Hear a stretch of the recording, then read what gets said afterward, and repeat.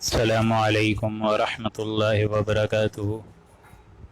الحمد للہ نحمده ونستعینه ونستغفره ونؤمن به ونتوکل علیہ ونعوذ باللہ من شرور انفسنا ومن سیئات اعمالنا من يهده الله فلا مضل له ومن يضلله فلا هادی له ونشهد أن لا إله إلا الله وحده لا شريك له ونشهد أن محمدا عبده ورسوله أما بعد أعوذ بالله من الشيطان الرجيم بسم الله الرحمن الرحيم عفى الله عنك لما زنت لهم حتى يتبين لك الذين صدقوا وتعلم الكاذبين لا يستأذنك الذين يؤمنون بالله واليوم الآخر أن يجاهدوا بأموالهم وأنفسهم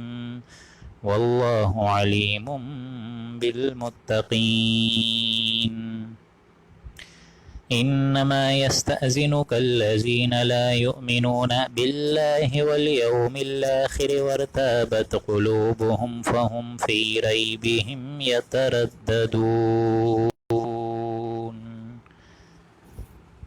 رب اشرح لي صدري ويسر لي أمري واحلل عقدة من لساني يفقهوا قولي اللهم إنك عفو كريم تحب العفو فاعف عنا اللهم لا تدع لنا في مقامنا هذا ذنبا إلا غفرته ولا هما إلا فرجته ولا كربا إلا نفسته ولا هما إلا مرجته ولا كربا إلا نفسته ولا ديما إلا قضيته ولا مريضا إلا شفيته ولا ميتا إلا رحمته ربنا ظلمنا أنفسنا وإن لم تغفر لنا وترحمنا لنكونن من الخاسرين اللهم ارحمني بالقرآن العظيم واجعله لي إماما ونورا وهدى ورحمة اللهم ذكرني منه ما نسيت وعلمني منه ما جهلت وارزقني تلاوته آناء الليل وآناء النهار واجعله لي حجة يا رب العالمين آمین یا رب العالمین۔ سامعین محترم، آج اللہ کے نام سے ہم لوگ سورہ توبہ کا 7واں رکوع آغاز کرنے جا رہے ہیں، اور سورہ توبہ جیسا کہ آپ سب حضرات کے علم میں کہ اس کی ابتدائی 5 رکوع جو ہم پڑھ چکے ہیں، اس میں حضور اکرم صلی اللہ علیہ وآلہ وسلم کی بعثت خصوصی سے متعلق چیزیں ہم پڑھ چکے ہیں، جس میں اسپیشل کانسیپٹ اور اسپیشل جو مضمون آیا ہے وہ منافقین اور مشرکین پر آئے، اور بالخصوص مشرکین پر، بلکہ کہ یہی مشرکین عرب جن پر حضور اکرم صلی اللہ علیہ وآلہ وسلم بھیجے گئے، ایک ایسی قوم کی طرف جو نہ کتاب سے واقف تھی، ایک ایسی قوم کی طرف جو نہ کسی کتاب الہی اور شریعت اور احکامات اور کسی بھی تصنیف سے واقف تھی، لیکن حضور اکرم صلی اللہ علیہ وآلہ وسلم نے ان میں بیداری شعور پھونکا، اور اس بیداری کے شعور میں نتیجہ یہ تو نکلنا چاہیے تھا کہ سب کے سب ہی اللہ کے بندے بن جاتے، لیکن انہوں نے حضور اکرم صلی اللہ علیہ وآلہ وسلم کی دعوت کو رد کرا۔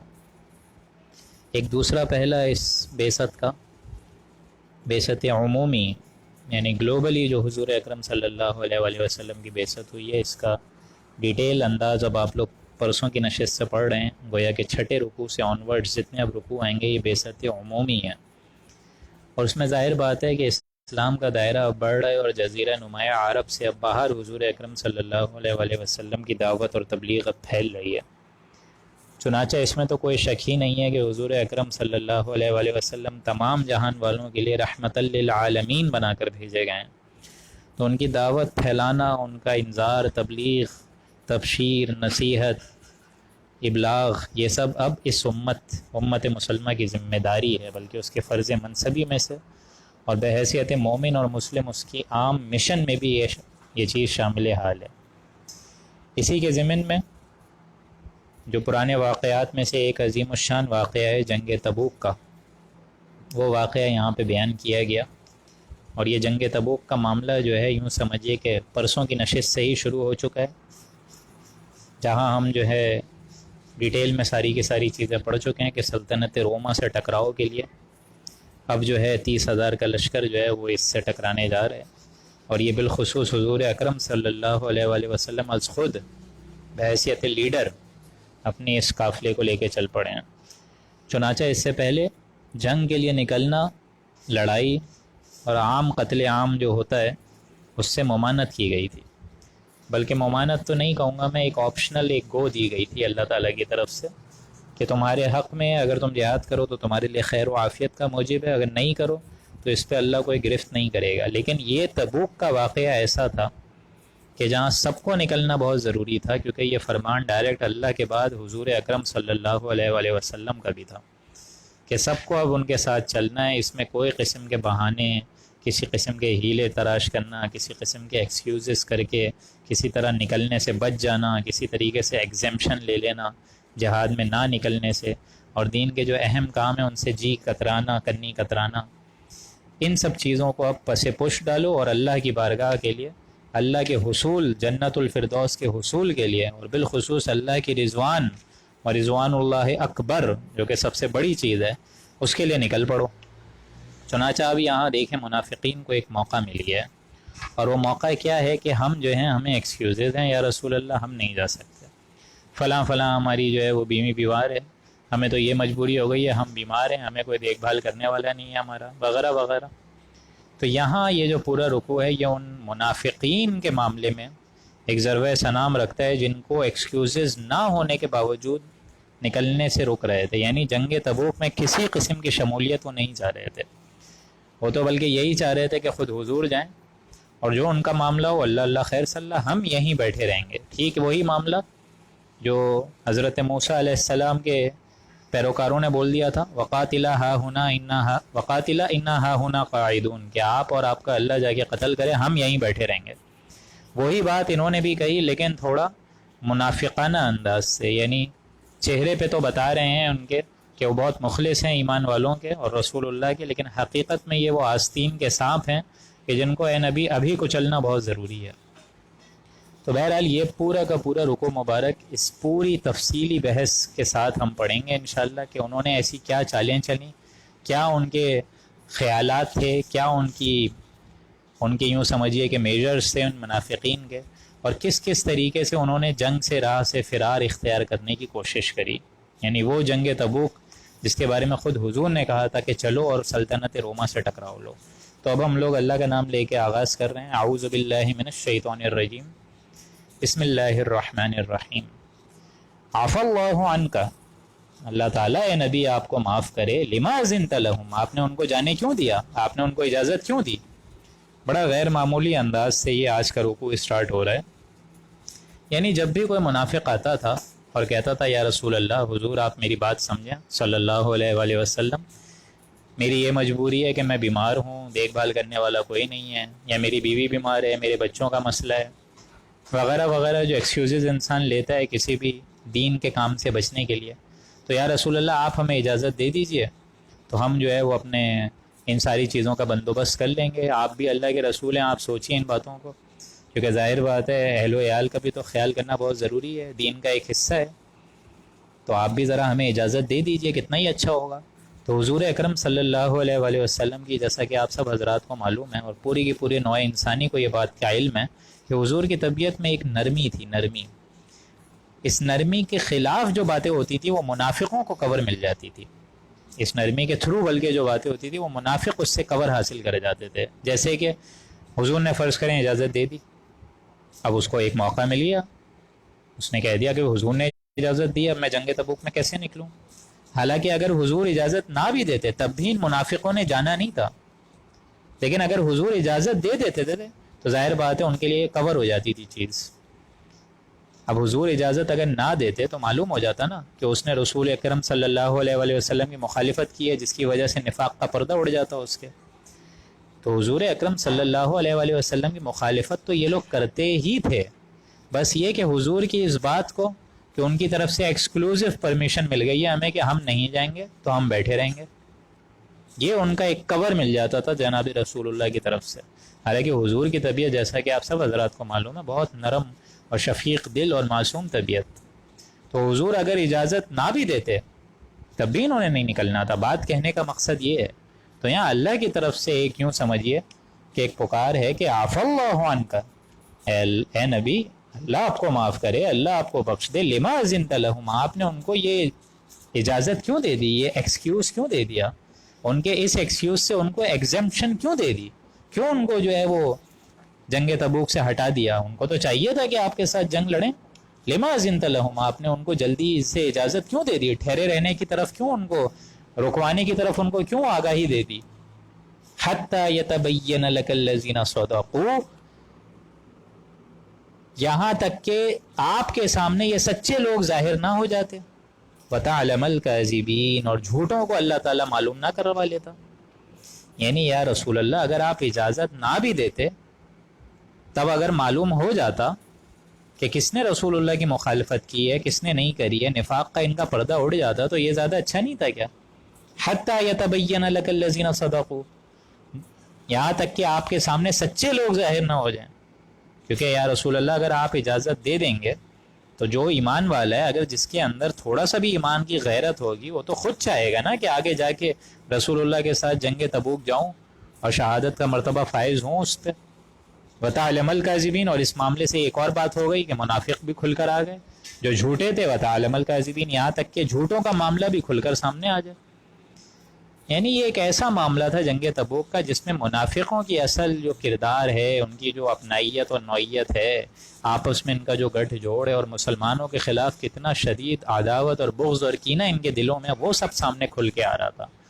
لا یستأذنک الذین یؤمنون باللہ، وہ لوگ ہرگز اجازت نہیں لیتے رسول اللہ سے، الذین یؤمنون باللہ، جو کہ اللہ پر ایمان رکھتے ہیں، والیوم الآخر، قیامت کے دن پر ایمان رکھتے ہیں، ان یجاہدوا باموالہم وانفسہم، اور جو ہر وقت کمر کس کے رہتے ہیں جہاد کرنے کے لیے اپنی مالوں سے اور اپنی جانوں سے. یہ لوگ کبھی اجازت نہیں مانگیں گے یا رسول اللہ، اس بارے میں آپ سے کبھی رخصت طلب نہیں کریں گے. دے کین ناٹ ایگزمپٹ، یہ کبھی مانگیں گے ہی نہیں ایگزمپشن. واللہ علیم بالمتقین، اور اللہ تعالیٰ علم رکھتا ہے متقیوں کا. یعنی جو اللہ کے اس قول پر پورا اترے گا، رسول اللہ کے اس غزوہ تبوک کے مشن پر لبیک کہے گا، ایسے لوگ متقی ہیں. ایسے لوگ جو ہیں اللہ کی جناب میں توبہ کرتے ہیں، ایسے لوگ جو ہیں اللہ کی جناب میں استغفار کرتے ہیں اور تقویٰ کے اس بلند ترین مرتبے پہ فائز ہو جاتے ہیں جس کا رسول اللہ جو ہے وہ چاہ رہے ہیں ان لوگوں سے. واللہ علیم بالمتقین. انما یستأذنک الذین لا یؤمنون باللہ، اور یقیناً اے نبی آپ لوگوں سے جہاد سے رخصت وہی مانگیں گے. یعنی یہ جو جنگ تبوک میں اے نبی آپ ان لوگوں کو بلا رہے ہیں کہ میرا ساتھ دو سلطنت روما سے ٹکرانے کے لیے، تو جنگ میں یہ جو رخصت مانگیں گے یہ کون مانگیں گے؟ یہ جو بہانے پیش کریں گے کہ میری بیوی بیمار ہے، میرے بچے بیمار ہیں، میں خود بیمار ہوں، میرا دیکھ بھال کرنے والا کوئی نہیں ہے، فلانا فلانا، یا رسول اللہ آپ ہمیں اجازت دے دیجئے.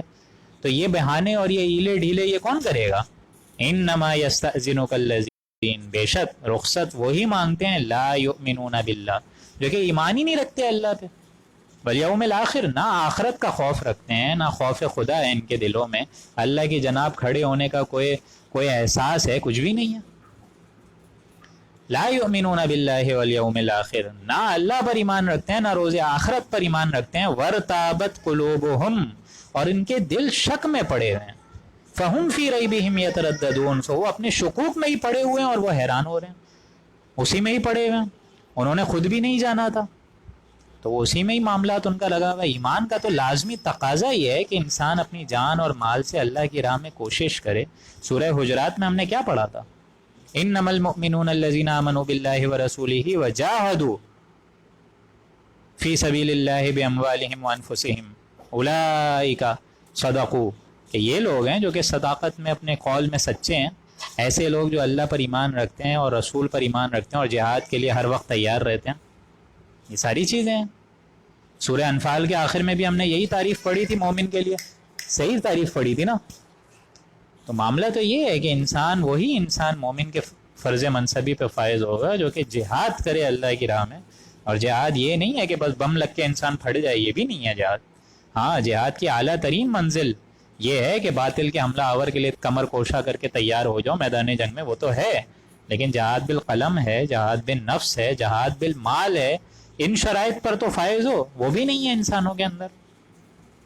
تو یہ معاملہ ان کا ہے، یہ گڑمٹ سا معاملہ ہے. انما یستأذنک الذین لا یؤمنون باللہ، یہ لوگ ایسے ہیں کہ جن کے معاملات جو ہیں شکوک میں پڑے ہوئے ہیں، جو کہ نہ اللہ پر ایمان رکھتے ہیں نہ آخرت پر ایمان رکھتے ہیں. ورتابت قلوبہم، اور ابھی ان کے دل جو ہیں گڑمٹ سے ہیں، ان لوگوں پر ابھی تک حقیقت دین کی کھلی ہی نہیں ہے.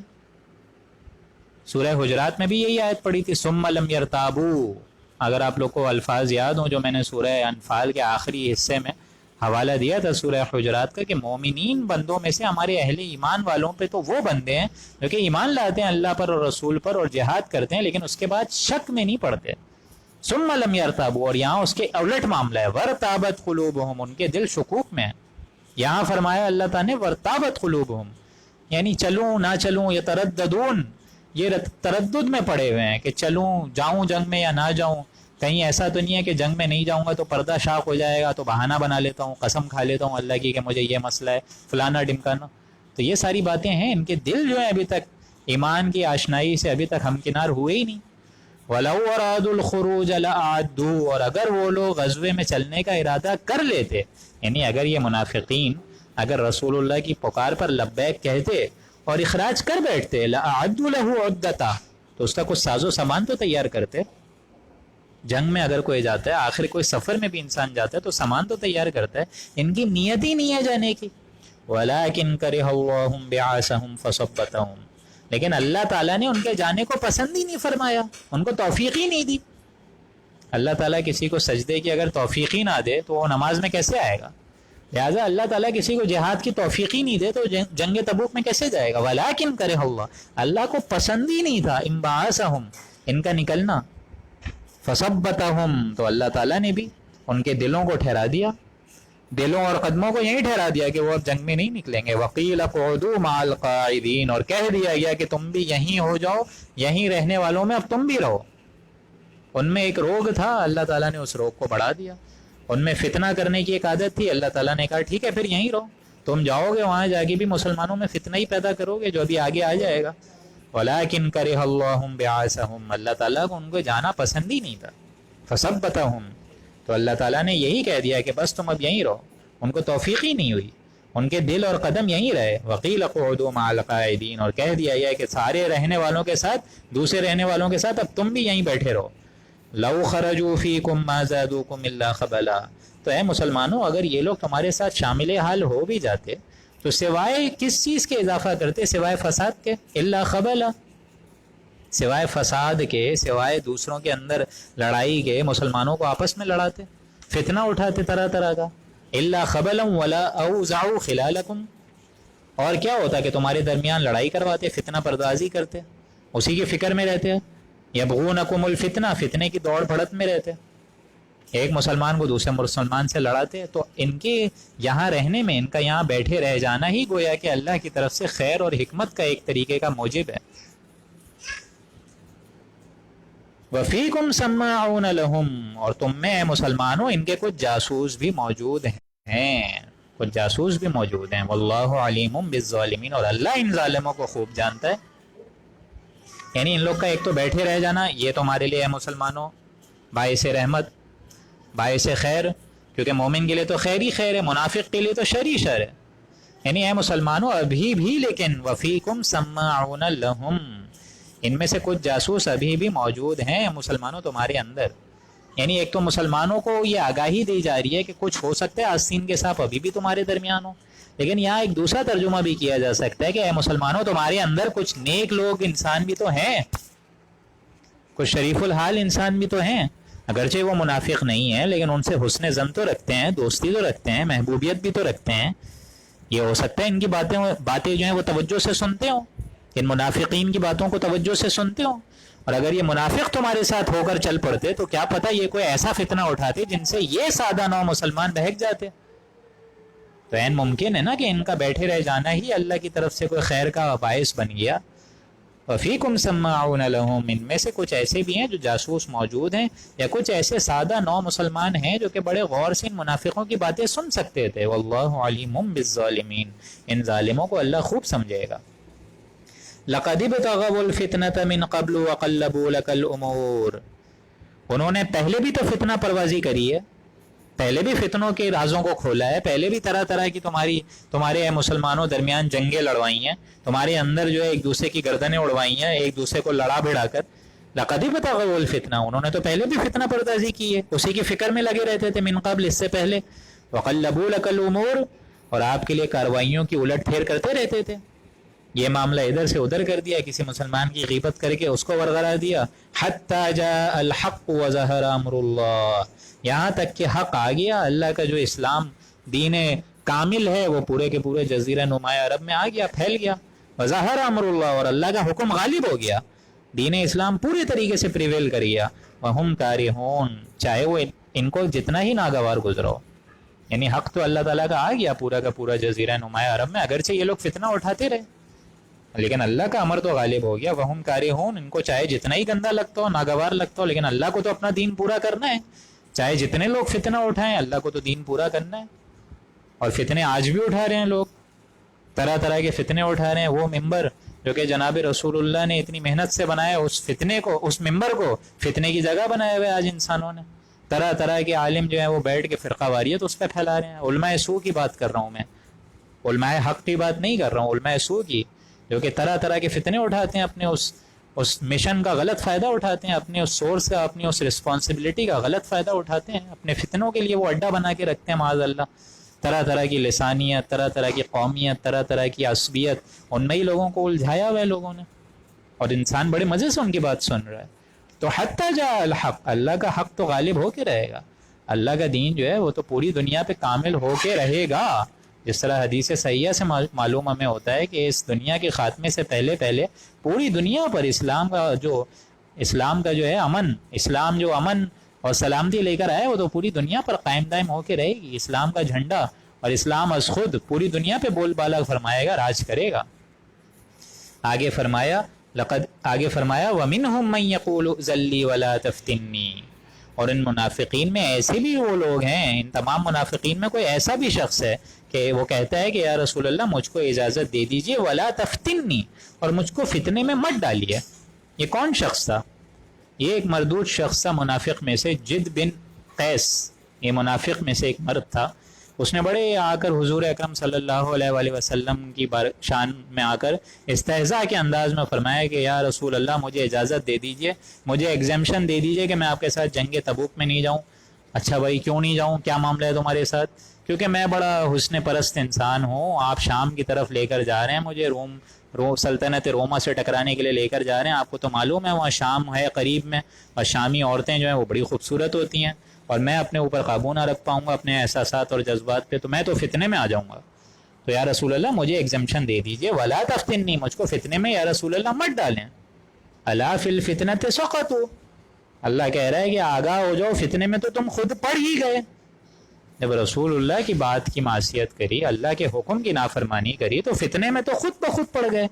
اتنا بڑا گھٹیا الزام اور اتنی بڑی گھٹیا معصیت والی بات بول رہے ہو. الا فی الفتنۃ سقطوا، آگاہ ہو جاؤ کہ فتنے میں تو تم خود پڑ ہی گئے. وَإِنَّ جَهَنَّمَ لَمُحِيطَةٌ بِالْكَافِرِينَ، اور یقیناً آخرت یعنی دوزخ جو ہے، ان کے لیے تو دوزخ اور جہنم احاطہ کی ہوئی ہے ان کافروں کے لیے، ان سارے کافروں کو گھیراؤ کے لیے وہ جہنم کافی ہے.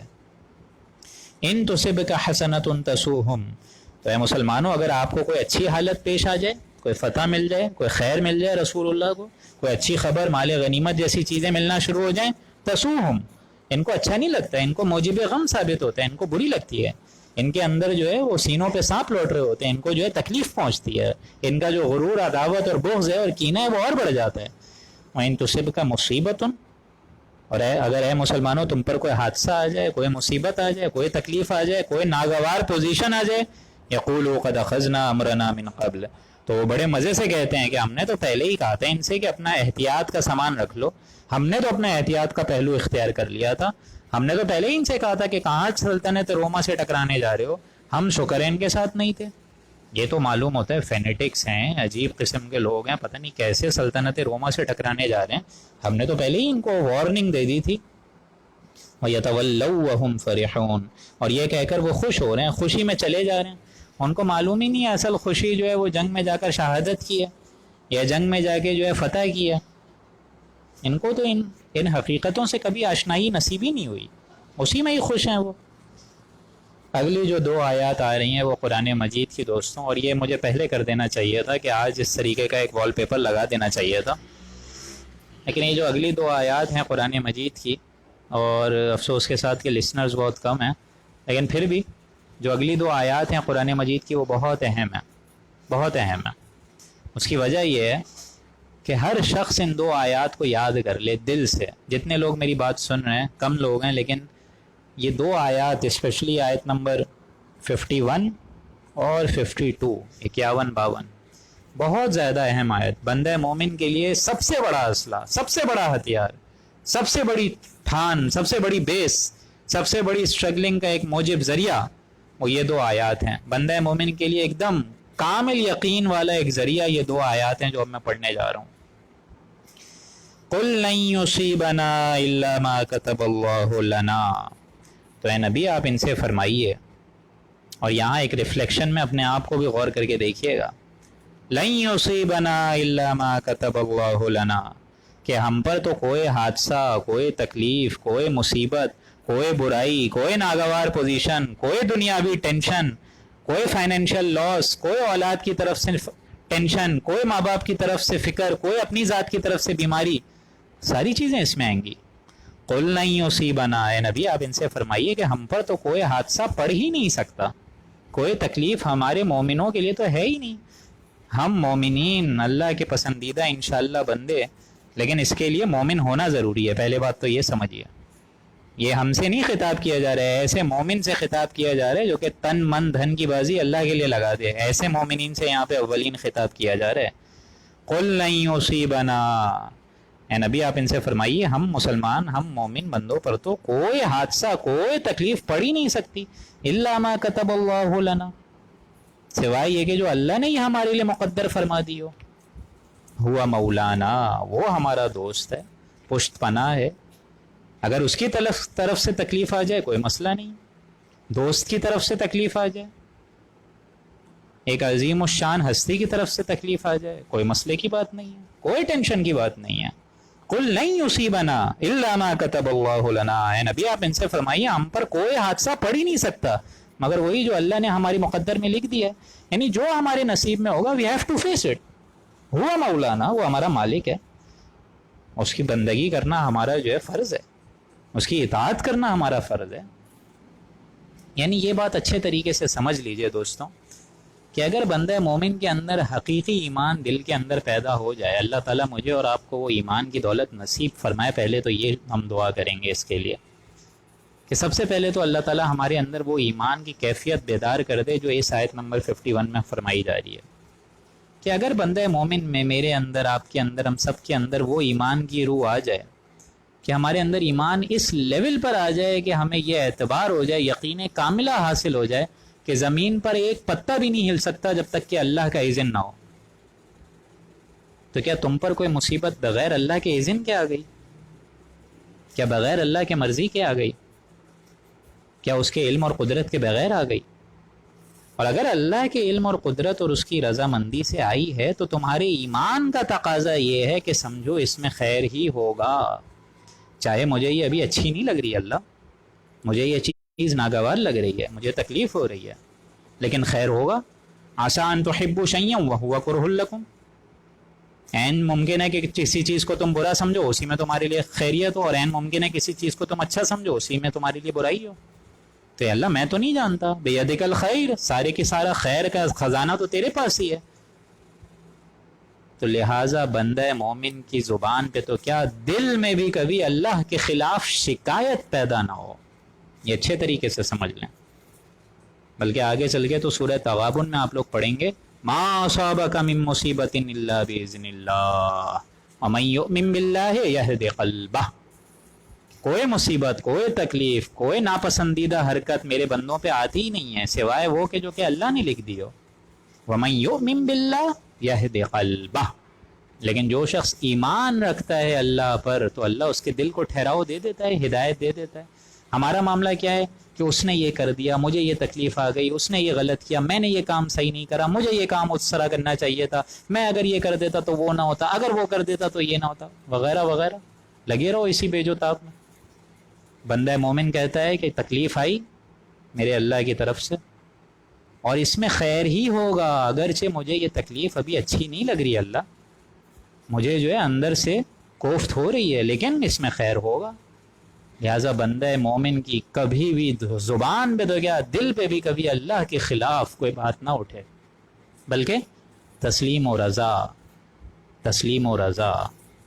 ہم بھی تسلیم کی خون ڈالیں گے، بے نیازی تیری عادت ہی صحیح، یا اللہ جو تیری طرف سے ہے، اگر اس کی طرف سے تکلیف آئے، دوست کی طرف سے تکلیف آ جائے، میرا ساقی میرے پیالے میں جو ڈال دے اس کا لطف و کرم ہے تو اللہ جو ڈال دے، مسئلے کی بات ہی نہیں ہے۔ سر تسلیم خم ہے جو مزاج یار میں آئے، سر دوستاں سلامت تو خنجر آزمائی، تو یا اللہ تو جو ڈال دے، کوئی مسئلہ نہیں ہے۔ ہوا مولانا، وہ ہمارا مولا ہے، دوست ہے، پشت پناہ ہے، اس کے اذن کے بغیر پتہ تک نہیں ہل سکتا، تو ڈر کس کا؟ کسی چیز کا نہیں، کوئی چیز نہیں، بلکہ تسلیم و رضا۔ علامہ اقبال نے بڑے پرشکوں انداز میں کہا ہے، لیوقتہا کہ مقام رضا کا خود مرا کشود مرا، فارسی کا ایک شعر ہے کہ ان چیزوں سے، ان جھنجھٹوں سے، کہ یہ ہو گیا وہ ہو گیا، طرح طرح کے شکوک، اور اگر میں یہ نہیں کرتا تو یہ مصیبت نہیں آتی، ان تمام شیطانی وسوسوں سے مجھے لپیٹ لیا۔ کس نے لپیٹ لیا؟ کہ اقتہا کہ مقام رضا کشود مرا، اس مقام رضا اور تسلیم نے نہ جانے میرے کیسے کیسے عقدے حل کر دیا، نہ جانے کیسے کیسے میرے معاملات کو سیدھا کر دیا۔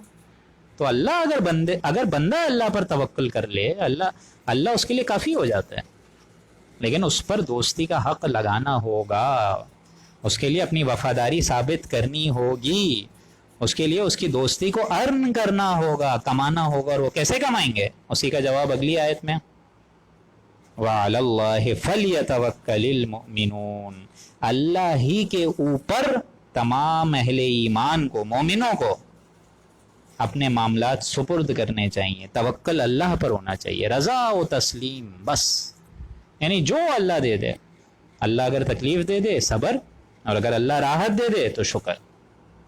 ان دو کیفیات میں بندہ مومن کو اپنی زندگی گزارنی ہے تا حیات، یہ سمجھ لیجئے اچھے طریقے سے۔ اگر اس میں سے ایک کنڈیشن بھی آپ کی ادھر ادھر ہو گئی، دولت میں اگر آپ کے اندر غرور آ گیا اور اس دولت کا حق ادا نہیں کر سکے، تو وہی دولت آپ کے لیے سوانح روح ثابت ہو جائے گی۔ اور اگر کوئی غربت میں ہی آپ سمجھیے کہ عزت نفس کسی اور کی بارگاہ میں لے کر چلے گئے، کسی اور کے آگے سوالی بن کر چلے گئے، تو وہی غربت آپ کے لیے جو امتحان تھی، وہی سب سے بڑا دھوکہ بن جائے گی۔ لہٰذا جو آئے وَعَلَى اللَّهِ فَلْيَتَوَكَّلِ الْمُؤْمِنُونَ، اللہ کے اوپر تو تمام اہل ایمان کو تقوی رکھنا چاہیے، توکل اللہ پر ہونا چاہیے، بس، چاہے ڈاکٹر ہو، انجینئر ہو، چاہے اہل و عیال ہو چاہے نہ ہو، چاہے غریبی ہو، فاقے ہو، مرنے کی کیفیت ہو، اللہ پر توکل، بس۔ قُلْ هَلْ تَرَبَّصُونَ بِنَا إِلَّا إِحْدَى الْحُسْنَيَيْنِ، تو ان سے فرمائیے کہ ہمارے حق میں تو دو بہترین چیزوں میں سے اور کوئی بہتر تو ہے ہی نہیں، ایک بہتری کے تو منتظر ہم ہیں ہی۔ یعنی اے منافقین جو کہ جنگ تبوک میں نہیں نکل رہے ہو، تم ہمارے لیے کس چیز کا انتظار کر رہے ہو سوائے دو نہایت عمدہ چیزوں کے، حسنیین، حسن کی بھی جمع، بلکہ اس کی بھی سپرلیٹو ڈگری، حسنیین۔ کیا مطلب؟ یعنی دو ہی کنڈیشن ہوں گی نا ہماری جنگ میں جانے کے لیے، یا تو ہم سب اللہ کی راہ میں شہید ہو جائیں گے، احسن، بہترین، یا ہم سب کامیاب ہو کے لوٹ جائیں گے، احسن، پھر تو تم بھی کہو گے کہ کاش ہم بھی تمہارے ساتھ چلتے۔ تو ہمارے لیے تو دونوں چیزیں احسن ہیں، چاہے ہم سب اللہ کی راہ میں شہید ہو جائیں، شہادت مل جائے تو خیر ہی خیر ہے، شہادت مطلوب و مقصود و مؤمن، نہ مال غنیمت نہ کشور کشائی۔ تو یہ معاملہ ہے، جو حق کی خاطر جیتے ہیں، مرنے سے کہیں ڈرتے ہیں جگر، جب وقت شہادت آتا ہے دل سینوں میں رگزاں ہوتے ہیں، تو اس میں کوئی مسئلے کی بات نہیں ہے، ہمارے لیے تو دونوں چیزیں، ہمارے لیے تو خیر ہی خیر ہے۔ تو تم ہمارے بارے میں کس چیز کا انتظار کر رہے ہو؟ الا احد الحسنیین، کہ ہمارے لیے تو انتہائی دو نہایت خوبصورت ترین چیزیں ہیں۔ ونحن نتربص بکم، ہاں لیکن ہم تمہارے حق میں اس چیز کے منتظر ہیں، ان یصیبکم اللہ بعذاب من عندہ، کہ یا تو اللہ ہی تمہارے اوپر کوئی اپنی طرف سے خاص عذاب بھیج دے، او بایدینا، یا ہمیں اس بات پر آرڈر دے دے کہ ہم تمہاری گردن اڑائیں، ہمارے ہاتھوں کو کھلا چھوڑ دے کہ ہم تمہاری گردنیں اڑائیں، جیسا کہ ہم نے اڑائیں غزوہ بدر میں تمہارے 70 بڑے سرداروں کی۔ فتربصوا انا معکم متربصون، تو ٹھیک ہے تم بھی انتظار کر لو، ہم بھی انتظار کر رہے ہیں، تم بھی اپنے لاؤ لشکر لے آؤ، تم بھی ساری چیزیں لے آؤ، ہم بھی کر لیتے ہیں، کوئی مسئلے کی بات نہیں ہے۔ قل انفقوا طوعا او کرها لن يتقبل منکم، تو اے نبی آپ ان سے فرمائیے کہ چاہے تم خواہ خوشی سے خرچ کرو یا ناخوشی سے، جس طرح بھی خرچ کرو، لن يتقبل منکم، تم سے قبول تو کچھ بھی نہیں کیا جائے گا۔ یعنی اب ایک کیفیت ہوتی ہے کہ میں جا تو سکتا نہیں ہوں، جنگ میں تو نہیں جا رہا ہوں، تو یا رسول اللہ یہ اتنا فدیہ ہے، اتنا چندہ ہے، آپ لے لیجئے، مجھے میری اس جنگ تبوک سے جان چھڑوا دیجئے، ایگزمپٹ کر دیجئے۔ تو یہاں اللہ کا قانون آ رہا ہے نہیں بھائی، پیسہ بدل نہیں ہوگا، ابھی جانا ضروری ہے، اصل درکار جانا ضروری ہے، سلطنت روما سے ٹکراؤ کرنا ضروری ہے، کیونکہ بات ہے تمہاری ایمان کی، بات ہے اس دین کی، بات ہے رسول اللہ کی شان و شوکت کی، تو تمہیں نکلنا ہے۔ قل انفقوا طوعا، تو چاہے تم خوشی سے خرچ کرو، ناخوشی سے خرچ کرو، تم سے قبول نہیں کیا جائے گا۔ انکم کنتم قوما فاسقین، کہ بے شک تم تو ہو ہی عدل و حکمی کرنے والے بے لوگ، عدول حکمی کرنے والے لوگ، یعنی فاسق لوگ، ناہنجار لوگ، گناہ گار لوگ۔ وما منعهم ان تقبل منهم نفقاتهم الا، اور ان کی خیرات یہ ساری کی ساری قبول ہونے سے اور کوئی چیز بجز اس کے معنی نہیں ہے کہ انہوں نے کیا کہا، الا انہم کفروا باللہ، سوائے یہ کہ انہوں نے اللہ کی ذات سے کفر کیا، وبرسولہ، اور رسول کی ذات سے بھی کفر کیا، ان کی بھی معصیت کری۔ ولا یأتون الصلاۃ الا وهم کسالى، اور وہ لوگ نماز پڑھنے بھی نہیں گئے، ہاں مگر جی چرا کے جاتے تھے، ڈھیلے ڈھالے انداز سے جاتے تھے۔ اب یہی معاملہ آپ دیکھ لیجئے نا، کہیں ایسا تو نہیں ہے کہ خدا نہ کرے ہمارا بھی ہے، ہم بھی کس طرح نماز پڑھتے ہیں، کس کیفیت سے نماز پڑھتے ہیں، معلوم ہوتا بھی ہے ہمیں کہ کس ذات کو سجدہ کر رہے ہیں اور رکوع کر رہے ہیں۔ اور یہاں معاملات کیا ہیں، الا انہم کفروا باللہ وبرسولہ ولا یأتون الصلاۃ الا وهم کسالى، وہ لوگ نماز نہیں پڑھتے مگر ایک دم سستی سے، ہارے جی سے، ولا ينفقون الا وهم کارہون، اور خرچ تو کرتے ہی نہیں ہیں مگر ناگواری کے ساتھ۔ یعنی ظاہر بات ہے اچھا تو ان کو نہیں لگتا، یہ نہ نکلنے کا یہ جو ایگزمپشن دے رہے ہیں، یہ چندہ دے رہے ہیں، تو ٹھیک ہے یہ دے تو رہے ہیں لیکن خوش دلی سے نہیں دے رہے ہیں، وہ تو جان بچانے کے لیے خرچ کرنے پر آمادہ ہو گئے نا، مال تو ان کو بہت زیادہ عزیز ہے، مال تو بہت زیادہ محبوب ہے، کیسے خرچ کریں گے یہ مال، الا وهم کارہون، مگر ناگواری کے ساتھ۔ اگلی جو دو آیات آ رہی ہیں 55 اور 56، بلکہ بالخصوص 55 آیات، 55 آیت، یہ بھی اتنی ہی اہم ہے جتنی 51 آیت تھی۔ اور یہاں پہ بھی ایک ریفلیکشن دیکھیے گا، ہمارے آئینہ ایک ہمیں دکھایا گیا ہے۔ مجھے بڑا افسوس ہو رہا ہے کہ پہلے مجھے یہ چیزیں رکوع مبارک کی نا ڈسکرپشن دے دینی چاہیے تھی آج وال پیپر پہ، تاکہ زیادہ سے زیادہ لوگ ہوتے، کیونکہ یہ رکوع تو واقعی بہت اہم ہے۔ تو یہاں یہ رکوع دیکھیے گا، اور بالخصوص وہ حضرات دیکھیے گا جن کی اولادیں ہیں۔ ابھی ماشاءاللہ سے ہمارے ایک فرید بھائی ہیں وہ سن رہے ہیں، ہماری ایک کزن ہے منتہا جی وہ سن رہی ہیں، ڈاکٹر سائمہ سن رہی ہیں، سب ماشاءاللہ صاحب اولاد ہیں۔ تو ذرا اس میں اپنی اولادوں کو جھانک کر، اور ذرا بحیثیت ہیڈ آف دا فیملی بھی، سارے کے سارے حضرات ٹھنڈے دل سے ذرا اس آیت نمبر 55 کو برا نہ چاہتے ہوئے ذرا کان پہ یوں سمجھیے کہ تھوڑا زور لگا کر سنیے گا۔ فلا تعجبک اموالہم ولا اولادہم، سو ان کے مال اور اولاد اے نبی آپ کو تعجب میں نہ ڈالیں، ان کے مال ہیں اچھے لگتے ہیں، آپ کو بھی احساس ہوگا کہ اللہ تعالیٰ ان کو کیوں نہیں پکڑ رہا، بہت دیر تک نوازے جا رہے ہیں، پکڑ کیوں نہیں رہا اللہ؟ اللہ تو دیکھ رہا ہے ان کے دولت کتنے انبار لگے ہوئے ہیں، بالخصوص اولادیں ہیں، وراثت ہے، تقسیم ہو رہی ہے۔ فلا تعجبک اموالہم ولا اولادہم، تعجب میں نہ ڈالیں ان کے مال اور اولاد ہے مسلمانوں، آپ کو یہ نہ سمجھنا کہ ان کو مال اور اولاد دیا تو اللہ پکڑے گا، نہیں نہیں نہیں نہیں نہیں نہیں، اللہ نے تو اس لیے دیا ہے کہ اس دنیا میں خوش ہو جاؤ، آخرت میں کچھ بھی نہیں ہے۔ فلا تعجبک اموالہم ولا اولادہم، آگے چل کے سورہ ابراہیم میں آپ لوگ پڑھیں گے، ولا تحسبن اللہ غافلا عما يعمل الظالمون، کہ غافل کی ذات مت سمجھو اللہ کو کہ وہ تمہیں پکڑ نہیں رہا ہے، اللہ کو غافل مت سمجھو معاذ اللہ۔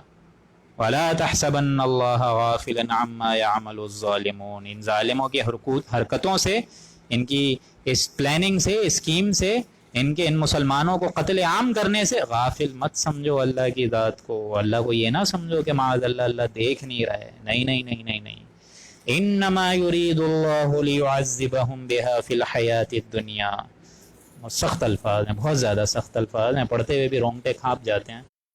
کیونکہ میں خود بھی باپ ہوں، مجھے اندازہ ہے. انما یرید اللہ، اللہ تو یہ چاہتا ہے، اللہ کو منظور یہ ہے لیعذبہم بہا فی الحیات الدنیا، کہ ان کو عذاب دے اس دنیا کی زندگی میں ان کے ذریعے، انہی مال اور اولاد کے ذریعے اللہ تعالیٰ ایسے لوگوں کو پھر عذاب دیتا ہے. دنیا کی زندگی میں یہ عذاب کا موجب بن جاتے ہیں. عذاب دیتی ہے ان کی اولادیں، ان کا پیسہ. یہی اولاد سہانے روح بن جاتی ہے بڑھاپے میں باپ کے لیے. یہی بڑا چہیتا تھا نا، بڑا لاڈلا تھا، بڑی بیٹی لاڈلی تھی، ماں کی بڑی خدمت گزار تھی. آج کیا ہو گیا اس کو جوانی میں؟ اسی بیٹے بیٹیوں کے لیے یہ حلال کے بجائے حرام سے کمایا نا کچھ لوگوں نے، اللہ کی حدود کو پامال کیا ہے. جس کے لیے اتنا کچھ کیا ہے وہی اولاد آج سہانے روح بن گئی ہے. اور یہ معاملہ آج ہم دیکھ رہے ہیں کیسے ایک باپ کو ایک بچہ اس کے سامنے اس طرح کی باتیں سنا دیتا ہے. یہی اولاد ہے نا جو سہانے روح بن جاتی ہے بڑھاپے میں. اور کیا ہوتا ہے؟ یہ تو حقیقت ہے، کڑوا سچ ہے. اگر جوتے ہاتھ پاؤں سے نہیں ماریں گے تو ایٹ لیسٹ زبانوں سے تو ماریں گے نا. سینہ تان کے آپ کے سامنے کھڑے ہو کے کہیں گے کیا ہو گیا ابا جان آپ کو، آپ باتیں کرتے ہیں 50 سال پرانی دقیانوسی جیسی، زمانہ چینج ہو گیا، آپ کو کچھ نہیں پتا. یہ دیکھیں طرح طرح کی انجینئرنگ، بولتے ہیں کہ نہیں بولتے ہیں. اور یہی اولاد ہے. یہ اولاد کے علاوہ اور یہ جو مال اور دولت، یہ کہاں کہاں سے جوڑ رہے ہو. انما یرید اللہ لیعذبہم بہا فی الحیات الدنیا، اسی مال اور اسی اولاد سے اللہ تعالیٰ دنیا کا عذاب کا سامان کر دیتا ہے. اللہ اکبر. وہ لپٹے رہتے ہیں اسی میں، وہ لپٹے رہتے ہیں اسی مال، اولاد، جائیداد، پیسے، گھر، فرنیچر، انٹیریئر ڈیزائننگ. اولاد کو حلال سے نہیں مل رہا، حرام سے، جائز سے نہیں ناجائز سے. گھر بار چھوڑو، والدین کو چھوڑو کہ مر رہے ہیں والدین اور پانی دینے والا کوئی نہیں ہے، لیکن نکلی ہوئی اولاد ہے. اللہ اکبر. مجھے حیرت ہوتی ہے کیسے اولاد چھوڑ کے چلے جاتی ہے والدین کو. میرا تو خون کانپ جاتا ہے. کیسے چھوڑ کے چلے جاتی ہے؟ حالانکہ الحمدللہ آفر تو الحمدللہ ہر ایک کو ہوتی ہے، لیکن جاتا کون ہے بھائی والدین کو چھوڑ کے؟ کیسے جا سکتا ہے؟ اللہ اکبر. انما یرید اللہ لیعذبہم بہا فی الحیات الدنیا وتزہق انفسہم وہم کافرون. ان کی جان نہیں نکلے گی مگر اسی کفر کی حالت میں، اور لگے رہیں گے اسی جائیداد دولت. ان کی آنکھ کھلے گی ہی نہیں مگر اللہ ان کو نظر ہی نہیں آئے گا سوائے یہ کہ آخرت میں کھلے گی. اور ان کی جانیں نکلیں گی وہم کافرون، کفر کی حالت میں. اور پھر اللہ کے آگے آنکھ کھلنے کا کیا فائدہ؟ جب آنکھ کھلی گل کی تو موسم تھا خزاں کا، اس وقت آنکھ کھولنے کا کیا فائدہ؟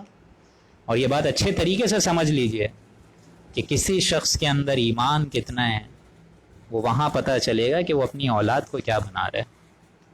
وہ بھلے جتنا بڑا مسند نشین اور عالم دین اور بہت بڑا عالم دین اور زاہد نشین سب بن کے بیٹھا ہو، لیکن یہ دیکھیے کہ وہ اپنی اولاد کو کیا بنا رہے ہیں. اس کا جو اصل باطل ہے، اس کا جو اصل ویلیوز اور انڈیکس کا سرچشمہ ہے، وہ وہاں نظر آئے گا کہ وہ اپنی اولاد کو کیا بنا رہے ہیں. آپ نے اپنی اولاد کو بنانے کی کیا فکر کری ہے؟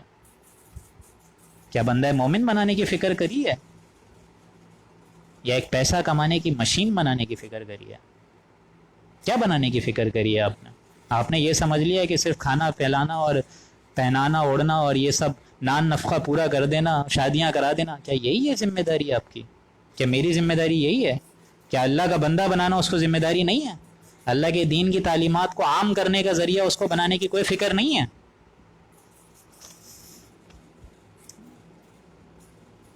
فلا تعجبک اموالہم ولا اولادہم. ان کے مال اور اولاد آپ کو اے مسلمانوں تعجب میں نہ ڈال دیا کریں. انما یرید اللہ لیعذبہم بہا فی الحیات الدنیا.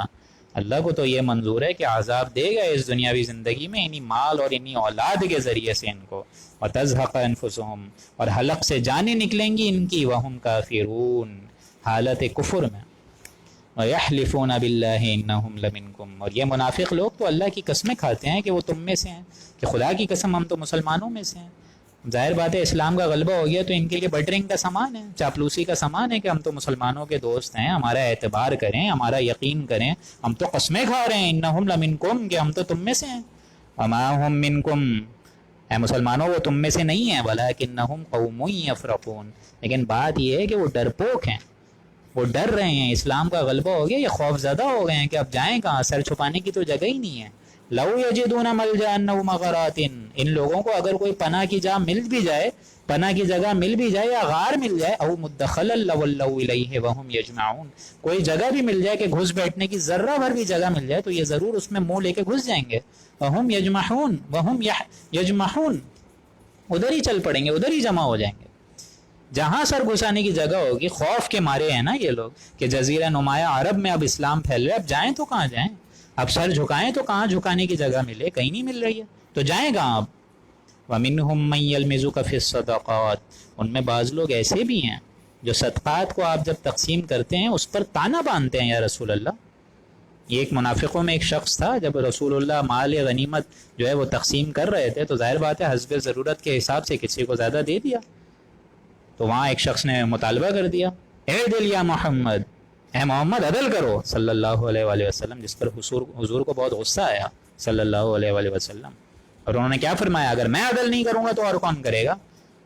اگر وہ محمد عدل نہیں کرے گا کہ جس کے قبضے میں جس اللہ کے قبضے میں اس کی جان ہے، تو اور کون کرے گا؟ اور کون عدل کرے گا؟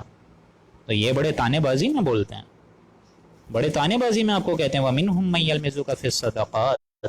جو لوگ جب آپ مال تقسیم کرتے ہیں، صدقات تقسیم کرنے کے بارے میں آپ پر تان بازی کرتے ہیں، استہزاء کرتے ہیں، مذاق اڑاتے ہیں. فَإِنْ يُعْطُوا مِنْهَا رَضُوا وَإِنْ لَمْ يُعْطَوْا مِنْهَا، سو اگر آپ ان صدقات میں سے ان کی خواہشات کے مطابق ان کو زیادہ دے دیں، رضو، وہ راضی ہو جائیں گے. وَإِنْ لَمْ يُعْطَوْا مِنْهَا، اور اگر آپ ان صدقات کو ان کے خواہش کے موافق نہیں ملتا، ان کو نہیں دیتے، کسی غریب کو اس کی حالات کو درست کرنے کے لیے آپ اس کو یا رسول اللہ زیادہ دے دیتے، اذا ہم یسخطون، تو وہ ایک دم ناراض ہو جاتے ہیں، مایوس ہو جاتے ہیں کہ پتہ نہیں کیا فیصلہ کر رہے ہیں. وَلَوْ أَنَّهُمْ رَضُوا مَا آتَاهُمُ اللَّهُ، حالانکہ حال تو یہ ہے کہ اگر ان منافقوں کے لیے بہتر یہ ہوتا کہ وہ راضی رہتے ما آتاہم اللہ ورسولہ، کہ جو اللہ دے رہا ہے رسول دے رہا ہے اس پہ راضی رہو یار. وقالوا حسبنا اللہ سیؤتینا اللہ من فضلہ ورسولہ، بلکہ کہتے تو یہ کہ کاش اللہ ہم کو کافی ہو جائے، سیؤتینا اللہ من فضلہ، تو اللہ تعالیٰ اپنے فضل سے ہم کو اور دے دے گا، ورسولہ، اس کا رسول بھی اور دے دے گا. لیکن انہوں نے کہا نہیں نا یہ، کاش کہ یہ کہتے انا الی اللہ راغبون، بے شک ہم تو رغبت کرتے ہیں اللہ ہی کی طرف. کاش کہ یہ کہتے تو کتنا ہی اچھا ہوتا، لیکن کہا ہی نہیں نا ان لوگوں نے.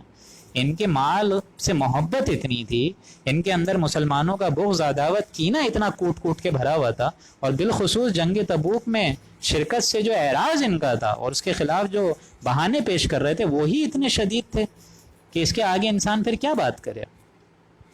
بہرحال اللہ کے فضل و کرم سے یہاں پہ الحمدللہ ہم نے سورہ توبہ کا 7واں رکوع بھی مکمل فرما لیا. اب جا کے ہم لوگ کل انشاءاللہ 8واں رکوع کریں گے، اور آپ لوگ کو اندازہ ہو گیا ہوگا کہ اب ہم لوگ اپنی ٹائمنگ کے مطابق 10 بجے سے اسٹارٹ کر چکے ہیں. دوبارہ سے یہ معاملہ ان قریب ساری کی ساری ٹائمنگ برابر ہوگی دوبارہ. اور بالخصوص جو آپ لوگ کا ٹیسٹ پینڈنگ ہے 8واں 9واں اور شاید اب یہ 10واں پارہ بھی لگ جائے گا، وہ بھی میں موقع ملتے ہی انشاءاللہ کروں گا. تو ان ساری چیزوں میں آپ سب سے بھی مدد درکار ہے مجھے. بس دعا کریں کہ اللہ تعالیٰ آپ کا اور میرا یہ سننا، پڑھنا، عمل کرنا قبول فرمائے، اور جتنی باتیں ہم لوگوں نے پڑھی ہیں، سمجھی ہیں، اللہ تعالیٰ ان کو آگے بھی پھیلانے کی توفیق عطا فرمائے. اور بالخصوص یہ آیت جو ہم نے پڑھی ہے کہ اللہ تعالیٰ اولادوں کے ذریعے سے ہی اور مال احباب کے ہی ذریعے سے انسانوں کو جو ہے وہ اسی عیش و عشرت میں ہی مبتلا رکھتا ہے. تو یہاں میں بالخصوص دعا مانگوں گا کہ اللہ تعالیٰ ہمیں اولادوں کی اچھی تربیت اور بالخصوص ان کو اللہ کا بندہ بنا کر اٹھانے کی طاقت، تربیت کے مطابق توفیق عطا فرمائے. بارک اللہ لنا ولکم فی القرآن العظیم ونفعنی وإیاکم بالآیاتہ والذکر الحکیم. صدق اللہ العظیم.